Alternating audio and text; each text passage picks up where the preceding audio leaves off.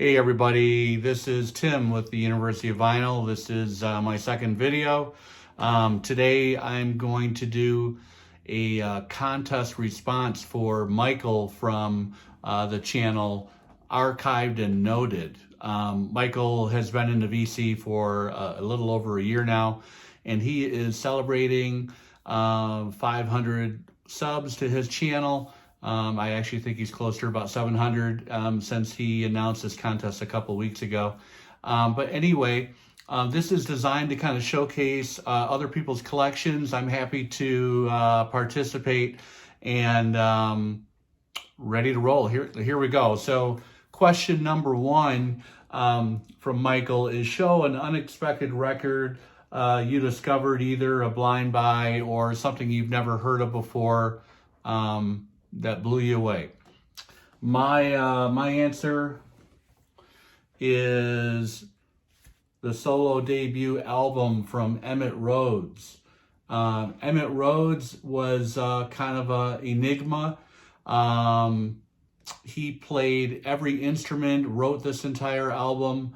Emmett Rhodes actually died last summer. I had never heard of him, to be honest, until he passed away. I think it was in July, died in his sleep, age 70.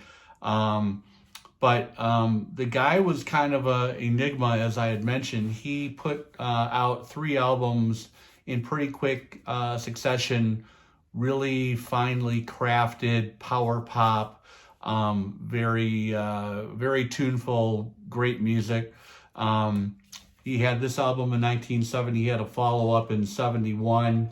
And another album in 1973, and at that point in time he kind of disappeared. I think the record label dropped him and some bad luck. He really wasn't heard of from, again, in the music industry until I don't know, I want to say 2004, 2005. He eventually put out another album in 2016. Couple members of the Bangles and a couple other indie rockers kind of helped to push him along, rehabilitate him. But the story back to this original album, this came out on ABC Dunhill. It is a first pressing. I think it's a little bit hard to find. I picked it up on eBay. I think it was in August last year. Never heard Emmett Rhodes before. He's kind of a little bit spotty on Spotify, pardon me. But there's a little bit of stuff you can find on Spotify. This is very much in the vein of Big Star. You can actually, you can almost mistake his voice for early 1969, 1970, 1971 Paul McCartney. Very talented guy. The word is that he got a $5,000 advance from the label to do this album, and he went ahead and built out a home studio in his parents' garage. And as far as I know, he was living there as well. But kind of a recluse, a little bit of a tragic figure. He did have a little late career comeback in 2016, but this is just a great album. Standout tracks: With the Face on My Floor, Promises I've Made, Lullaby. I think Lullaby showed up on one of, I think it was the Royal Tenenbaum soundtrack by Wes Anderson. And everybody knows that Wes has got great taste in music. So this was a new find for me. I'd never heard of him before he passed away, unfortunately, and really enjoyed it. Great record. Question number 2.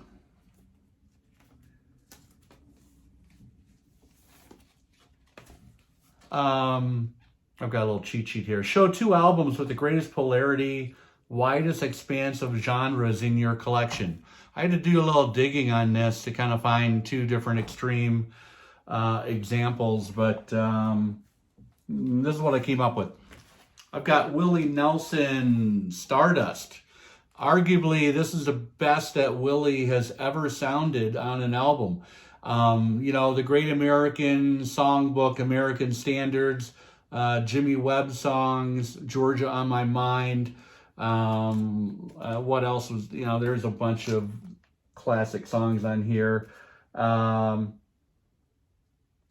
of Me, Stardust, of course, Unchained Melody, Lush production. You know, this came out in the late 70s. I actually have this pressing that's been derided on the Steve Hoffman forums. Consensus is they don't think it's that great. This is the CBS Master Sound, half mastered edition. It sounds good to me. And I found it in the dollar bin. I'm happy with it. So there you have it, Willie Nelson, Stardust on one end of the spectrum. On the other side, we're going to go a whole different direction. Husker Du, Flip Your Wig. This came out in 1985 on SST Records. Bob Mould, Grant Hart, Greg Norton, Power Trio from Minneapolis, St. Paul, Minnesota. Legendary group, fantastic group. This was the final album that was released on SST before they signed with Warner Brothers. And this is regarded amongst Husker Du files as it's between this and Zen Arcade as to the Phoenix of Husker Du. The cool thing about this album is SST and their in-house producer Spot. You know, SST was fronted by Greg Ginn of Black Flag, and they had an in-house producer Spot. SST recordings are notoriously muddy, drums not really well recorded, you know, proper mic up as far as the recording goes, kind of unheard of. Basically, you know, studio time was hard to come by and expensive, and most bands cranked out an album in a matter of days. But with this album, Husker Du convinced SST to let them self-produce this album, and somehow they were able to work on this for 4 months, which is the longest they had ever worked on an album. This was their 4th album that had been released. There are some incredible songs on this. Flip Your Wig makes no sense at all. That's a classic Bob Mould track. Green Eyes, really good, strong song from Grant Hart. On side 2, we've got Flexible Flyer and Private Plane that I love.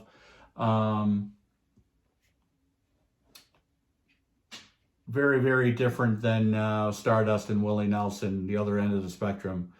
Flip Your Wig, 1985, SST Records, Husker Du.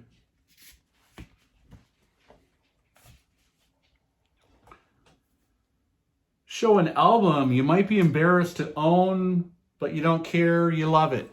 I have a few of those in my collection, unfortunately, or fortunately.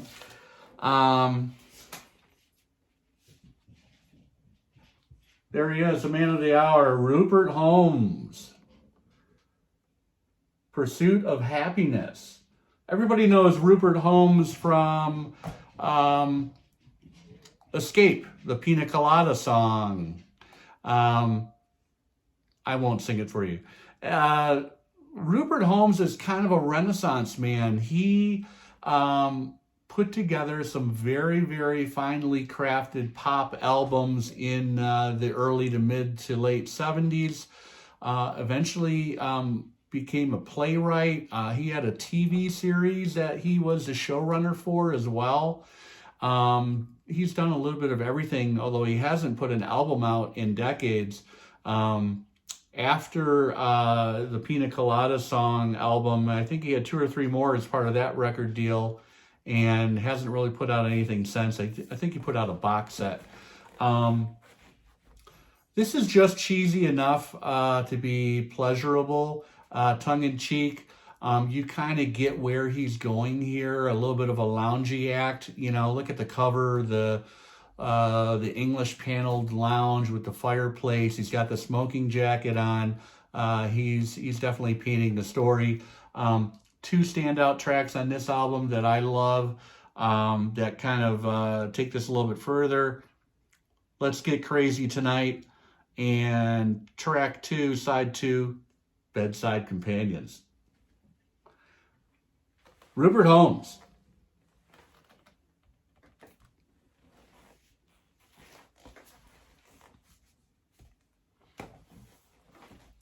Okay, show your most listened to album in your collection, either recently or all time. I'm going to go with all time, and somewhat related to Husker Du, Bob Mould, Workbook. Came out in the spring of 1989. I have the 25th anniversary pressing. They took this album and put it across two 33 RPM, 180 gram. Really nice pressing. This sounds fantastic. Bob Mould, co-founder of Husker Du.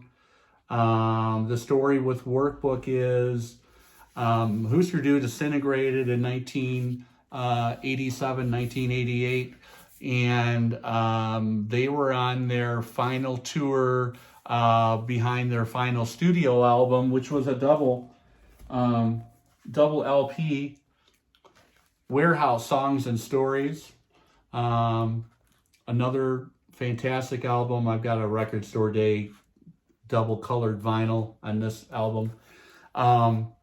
Anyway, they were on tour, and they actually had to bring that tour to a close. Grant Hart was strung out. Word is it was heroin.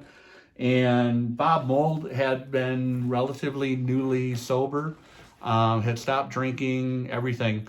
And he and Grant Hart were butting heads. So the last couple of years that they were working together, it just was not working out. It kind of came to a head during that Warehouse tour. And that was the end of Husker Du. They didn't get back together.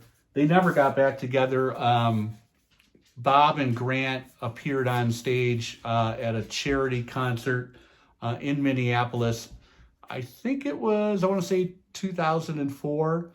And they hardly looked at each other, and they played. Each of them played one of their own songs as Husker Du. Famously, Grant and Bob were the co-writers, but kind of like Lennon and McCartney, they each had their own compositions, and they flip-flopped. One song was Mould, the next was Hart. It came to be where Mould actually had,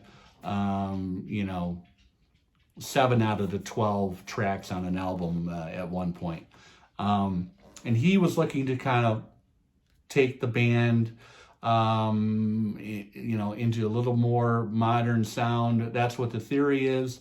Wanted to take a little more control, and Grant Hart just wasn't having it and was kind of screwing around, drug problems, and that was the end.